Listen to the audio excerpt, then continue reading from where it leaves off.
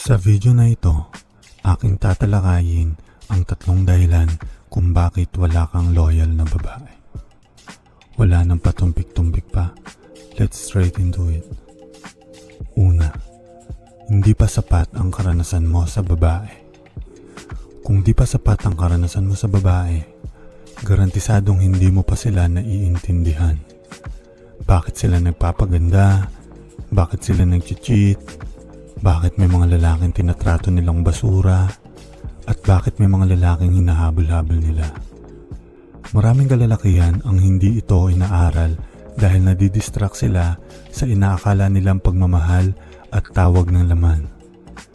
May mga lalaking magkakaroon ng babae at mamahalin niya ito ng lubos tulad ng pagmamahal ng isang lalaki na napanood niya sa TV o nakita niya sa tatay niya o sa ibang mga normal na lalaki na nasa paligid niya o turo ng nanay niya o iba pang mga babae na nasa paligid niya para na din masabi na siya ay matino at mag-e-end up din ito na mag-cheat ang kanyang kasintahan.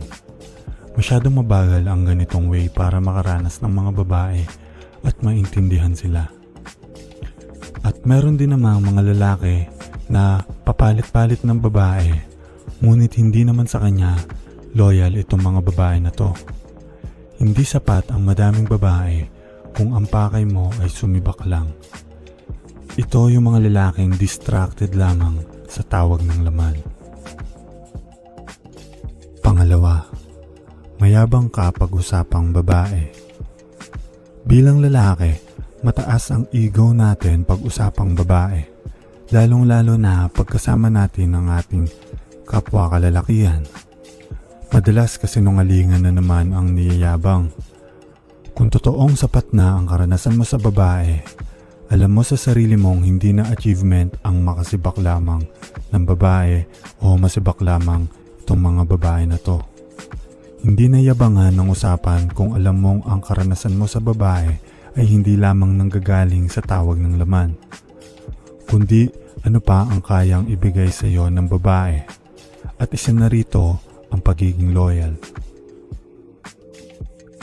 Pangatlo, nakafocus ka masyado magkaroon ng loyal na babae.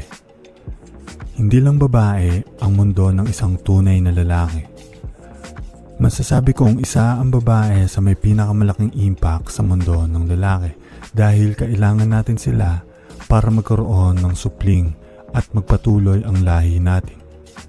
Isa din ang babae sa numero 1 makakahawak ng emosyon nating mga lalaki. Magandang katawan, makinis na balat, mahinhin, at malambing na galawan at astahan. Taga-alaga, basically, isa sila sa nakakapagpa-recharge sa atin. Dahil sa emosyon na naibibigay nila sa atin, madalas natitrick nila tayo at nakakagawa ng mga bagay na hindi naman dapat. Pinipilit natin silang i-keep at gawing loyal sa atin sa maling pamamaraan at nagfo-focus tayo sa mga bagay na ito kahit marami pa naman talagang bagay na dapat pagfokusan. Mga bagay na mas importante pa nga na paglaanan ng enerhiya na dahilan naman talaga kung bakit ang babae ay nananatili. By the way, kung gusto mong i-level up ang game mo, i-like mo itong video na to at mag-subscribe. Hanggang sa muli.